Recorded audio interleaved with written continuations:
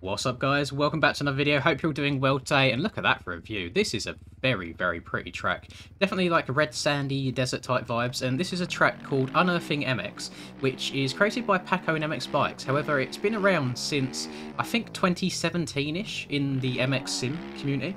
Originally created by WD MX, he gave Paco just permission to get it into MX Bikes. So I feel like it's been completely reworked from the ground up to work well with the MX Bikes physics, and I have not today done some practice laps. This is going to be raw first impressions, and I remember playing the track back in Sim when it first came out. However, I do not remember the layout whatsoever.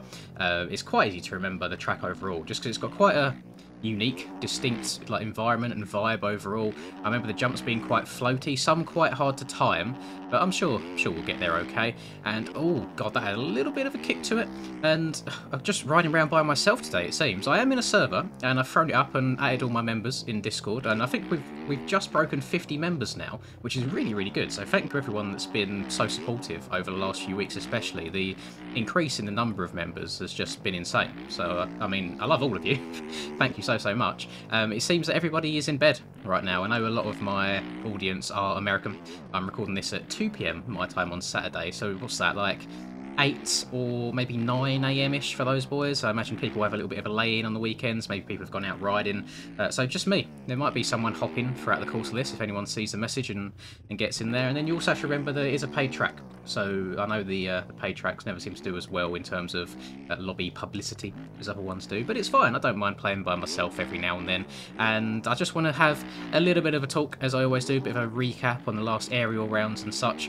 So thank you for everyone that was at the last stream. I think we had about 400 viewers again, which actually surprises me, to be honest. I thought by this point in the season, you know, Supercross is halfway through, maybe some people are sick of it by now.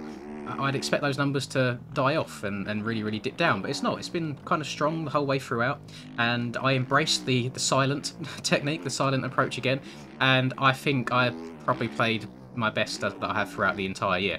I was essentially perfect for 19 minutes and 30 seconds, until I made one mistake and the AI bot that is Hurls passed me. However, the god Pavoso was looking down at me. He had blessed me with the best luck in the world, and a random erode spike appeared in front of Hurls on the last lap. He crashed and I won.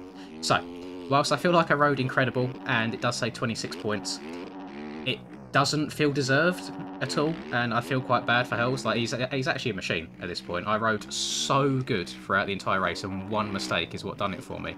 So I guess I just have to be perfect next time, you know, no room for any imperfections at all. So I mean, I won that whilst it didn't feel deserved. So then, because the US have had their daylight savings, the race was actually an hour earlier for me than it usually is, so it started at midnight rather than 1 p.m. At 1 a.m, sorry. So I was like, yeah, you know what, I'll stay up, do 450s, see how it goes. I'm really enjoying the track, which was Detroit, for anyone that's unaware.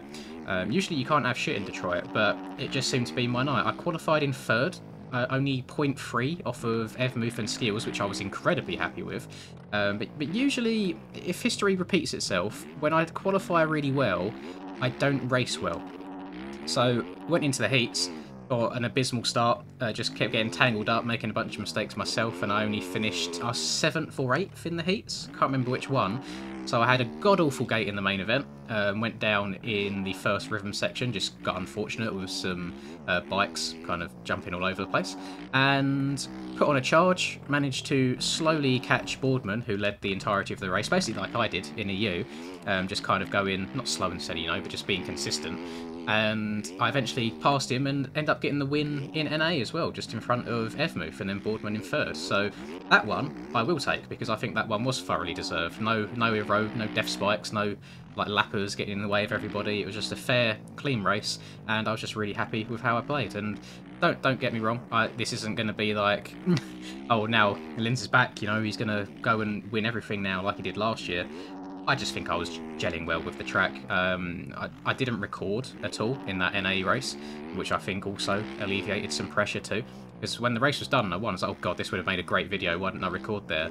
But on the flip side, it might have been like, if I was recording, maybe I wouldn't have done as well, because I've got it in the back of my mind. But overall, good day's racing. I think most of the boys rode really well. Charlie tried qualifying for EU, and in the practice before qualifying, he ran a 59.4, which would have got him in comfortably, like by a second and a half, because I think the cut-off for 450 EU was a 101. However, when the qualifying time came, I'm guessing the pressure of the occasion got to him a little bit, and he only managed to get a 103, so he didn't make it in. But I am pretty sure that he's got, maybe not a main event, we'll see how it goes, because he has very little practice actually racing against people on Supercross, so that'll be another bridge when we get to it. But I definitely think he's got a night show in him before the end of the season. We got 7 rounds left, and I believe, I have faith, and I mean we'll see how the rest of the season goes now. I mean, I'm very comfortably in second place in the championship. I think it's either Hemi.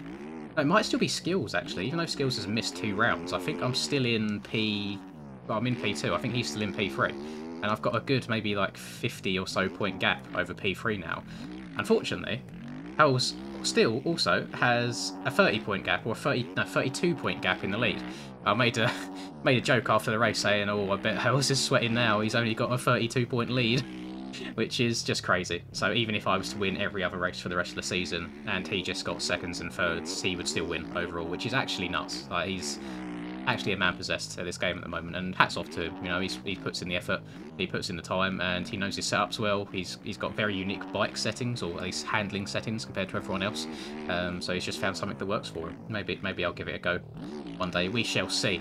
So after all that's out of the way, all that's been said and done, let's turn our attention back to this track. What I want to do is I've scrubbed this jump every lap and turned it into a double. Let me turn around, because I want to see how trippleable that is. The track, I mean, have I crashed yet? I know I've gone off the track. I don't think I've had a proper, like, legs off crash, but it just flows so nicely. I didn't expect it to go this smoothly. So we got, so it's a step on, a little roller, and right, and then we send it. Okay, let's try this. This could go horribly wrong. This could be where I crash. So let's check up here, scrub this a little bit. Nope. Nope. This is definitely where I crashed. God damn it, let's turn around. Let's give it another go. Ooh. Seems like some of the off-track's rougher than the on-track. Jesus Christ, right. Over here, let's pop a little Yui round to the right. We are going to go double. I want to send this a bit more this time, because you can downside it to there. Lovely. And now off the back of the bike. Oh my Christ, that is huge. Oh, land it. Famoso. No. Oh, I thought he was going to help me out again. That is a hell of a huck. Maybe that's not meant to be tripled. I mean, it's definitely a 450 line if it is. I feel like you've just got to get it absolutely perfect on the run-up. I don't mind that. I mean, it's quite easy to check up and double it, or if you want to go for the big boy line, if you think you've got everything absolutely perfect, then by all means go for it. And I'll say, I don't think the 450 is necessarily overkill on any other parts of the track. I think it's actually a really good 450 track for a change, which is nice. Usually the 450s seem to be just a little bit OP in terms of the jumping. And I was trying to explain to Charlie actually throughout qualifying, like, the 450s are nicer in Supercross in regards to being able to hit the triples out the corners easier. But you also have the issue of having too much power where it's actually quite easy to overjump things as well. So whereas on a 250, I feel like 99% of the time you are just going as fast as possible to clear everything as well as you can. On a 450, you've got to find that nice middle ground, because you can go too fast and end up doing the opposite and overjumping and wadding yourself rather than underjumping and wadding yourself. I'm going to crash here. Oh, that's actually fine as well. And the track's just, I don't know, it's just built, seems to be built really well. It seems like I can overjump things, underjump things, like bounce my way through rollers and not really get too out of shape. Or maybe I'm just riding the high from yesterday's aerial race. Maybe I'm just getting lucky. But overall, I'm really enjoying this track. It's quite a long lap time. It's a 2-minuter, which it doesn't feel like a long track, which is quite strange. And I've definitely not got it all memorised in my head yet. It's just a case of I'm hitting the jumps at the speed I would expect to hit them, and they seem to flow really, really nicely, which I have mentioned in the past when I cover new tracks. If I can hit a track and lap 1 and lap 2, I seem to be downsiding things pretty damn well. I feel like that's a really good sign of just how much thought has gone into the scaling of the jumps and even like the jump faces and the whole flow of the track overall. I'm going to send it again, why not? I downside the jump a little bit better that time. Oh my Christ, is that even... I don't know if that's doable. I feel like I downsided the double for it so well. I mean, I'm gonna check up for the rest of this video. I'll let you guys be the ones to keep attempting that over and over and wadding yourself. But I mean, Jesus, that is actually wild. So I don't I need to do some research to see if Paco's released any tracks before, because if it's Paco Pastor, who I've seen in the community before, he has made content for the game, but it just says Paco on MXB Shop, so I'm not too sure if those are one and the same people. But it's really, really good. These are sorts of tracks I don't mind. Usually I'm not a big advocate of these super easy tracks where you can hit everything wide open. Oh god. Oh god. Oh god. Oh, okay. But this seems to be more jumps than fast turns, which I'm okay with. I don't mind trying to get a little bit steezy from time to time. Granted, it's not my forte by any means. I don't consider myself the steeziest or most stylish of riders in the world. I just kind of try and get the job done. I just try and get from A to B as fast as possible. Doesn't matter what it looks like as long as I get there. But it's really, really impressive. I like that it. So usually I'd moan at like, oh, there's a lack of objects and environment and stuff, but I think the whole point of this environment is to just be in the middle of nowhere, just to be out in, I don't know, where would you call this, like location-wise, like red sandy desert, just with nothing around you. I mean, look at that skybox, that sun over there. That looks hella bright. I'm not sure how bright that looks on YouTube at all. I'm looking over at my other monitor and you can't even see the sun part of it. It just all blends into yellow. But it's very, very pretty. I'd say it's a weird one because I'm usually a massive hater of like darker decals, and these ones are dark in a way. I think where they're a bit more orangey than brown, it kind of brightens it up a little bit, so I'm not against it at all.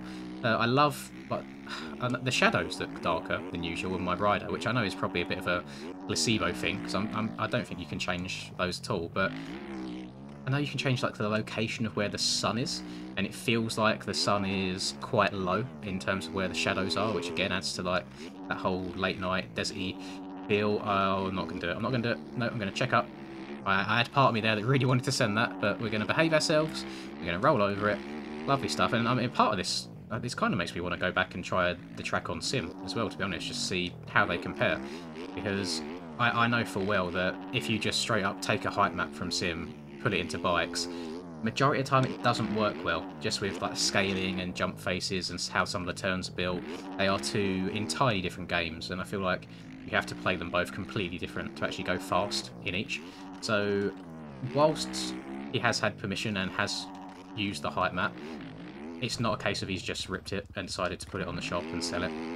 You know, I mean, all these tracks that go up on the shop have been vetted, and he's got permission to do it in the first place, as well as he seems to have put a whole lot of time and effort into making it MX Bikes friendly, which I'm here for. You know, I've been enjoying the tracks that we've been getting recently, and I feel like we're getting a lot more tracks right now. I think I've mentioned in the past that we seem to go through these spells of getting a bunch of tracks back to back to back, and then not getting anything for about a month. I feel like all of the track creators are in this same like schedule of they grind for a couple months to get a track out, and then they take a break and we don't get anything. And it's just weird how that happens, like going back and forth. But overall, this is super, super fun. I would definitely recommend it. Again, it looks like nobody ended up joining this server, so just me, myself, and I today, which is a shame. But I do plan on recording another video later today, because I've mentioned in like the past 2 videos or so that I am going away next week, so I do need to get ahead on videos. So hopefully we'll get a couple of people in there when it's a little bit later on in the day. Maybe I'll try and time it so it's in between the Supercross qualifying and main event, when I feel like a lot of people are going to be about. Maybe we'll get something wacky going on. Maybe we'll get everyone to download Tourons or pit bikes or something like that. We shall see. Watch this space. You'll see what... I mean, you'll know what it is because it will be tomorrow's video at the point you're watching this. So I'm going to love you and leave you. Hope you've enjoyed the video. If you did enjoy, please do drop a like and subscribe to the channel if you're new. I would greatly appreciate it. Have a lovely rest of the day, whatever you're up to, and I'll catch you in tomorrow's video. Peace.